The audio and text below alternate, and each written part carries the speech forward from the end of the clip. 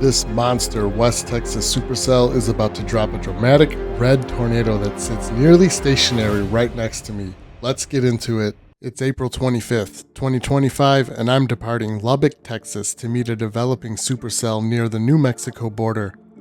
A westward moving outflow boundary is about to collide with this storm, which means it's about to go crazy and tornado time is imminent. At 2:52 p.m. it begins. The first vortex whirls of a developing tornado south of Sudan, Texas. I quickly pass through the developing circulation to get into position as it strengthens. I never would have imagined just how dramatic this tornado was about to become. The tornado begins lifting the reddish-brown Texas dirt underneath a gray swirling collar cloud in a stunning display of color contrast.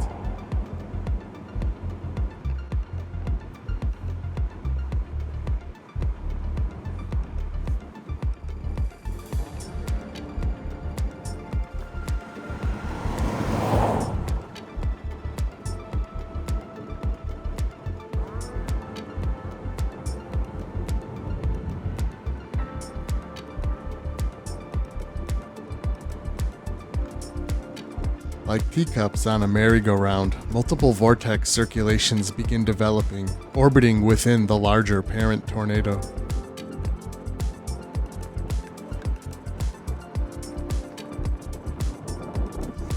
This was a very dramatic scene unfolding before my eyes. It's not often you get such vibrant color contrasts in tornadoes.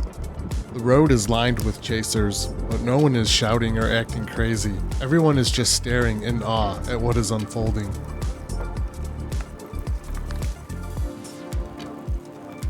New subvortices continue developing under the larger rotation. This is what's known as a multiple vortex tornado. Sometimes it will consolidate into one large area of rotation at the surface, and other times it will remain in this state for its entire life cycle. We're still not 100% sure why, adding to the mystery of tornadoes and continuing the need to study and observe their behavior.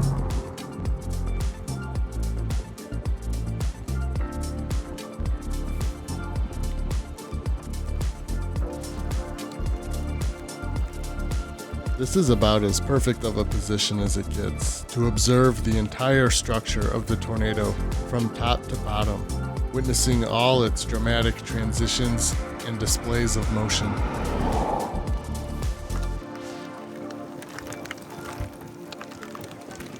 The slow-moving tornado makes for easy filming, and I hold my position as it continues churning away. As the tornado slowly approaches the road, other chasers begin bailing on their positions, but I'm not quite ready to give up this view. I know the tornado is moving slow, so that if I do need to move, I have an easy escape route on this paved highway.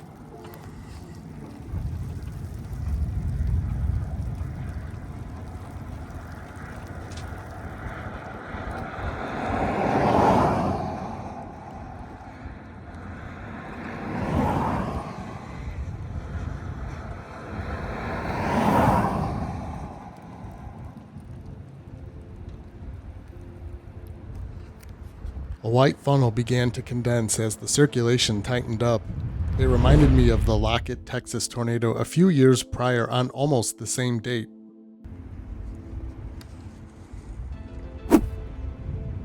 Back in the present, I started moving to keep up with it, in case it became established.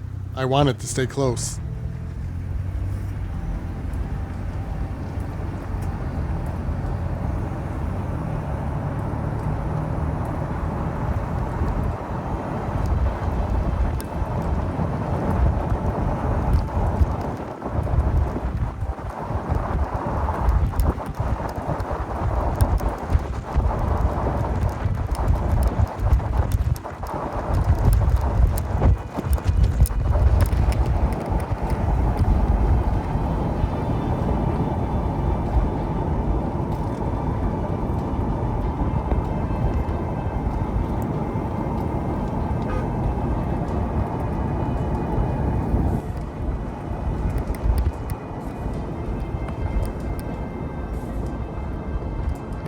After jogging east a bit, That funnel dissipated, but the entire broad circulation remained as one large tornado, even though it wasn't fully condensed.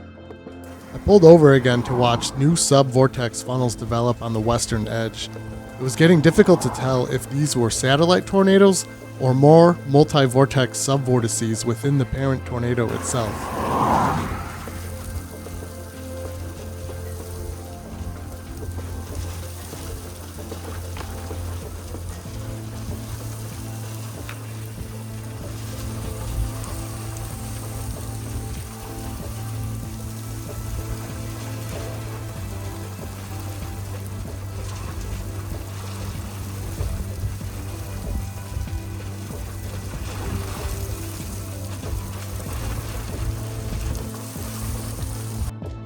This one was coming directly toward my location, so I backed up out of its way.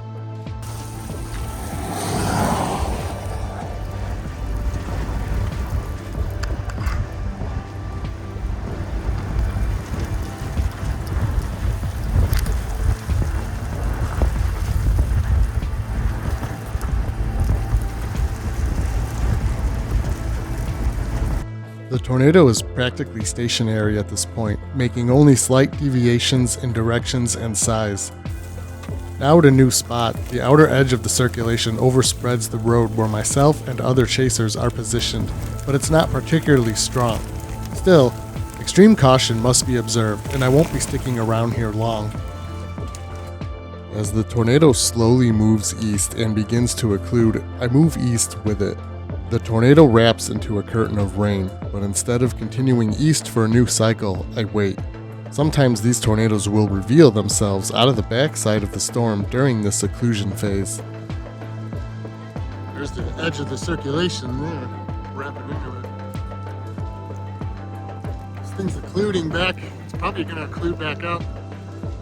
Sure enough, I spot the tornado once again to my west and drive right up to it in its final moments. It should be no surprise that I encounter the Dominator driving out of the remnant circulation. It's always fun to see them in action. There's the Dominator. The storm was now battling an intense merger with another supercell, and I spent the rest of the chase trying to avoid the reported softball-sized hail in the forward flank and in the RFD. The merger had transitioned this storm into an HP monster, meaning trying to get a visual of any new tornadoes was going to be very tricky. I decided to give the storm a little more breathing room as it grew larger. The structure became very intimidating, yet breathtaking. One of the joys of chasing a monster supercell with massive inflow in West Texas is all the dust you get to taste.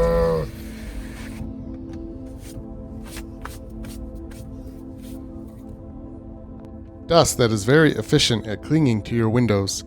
I ended up documenting another tornado near Littlefield, Texas, eventually making my way all the way back to Lubbock, where I let the hail clean the mud off my truck before calling it a night. Thanks for watching.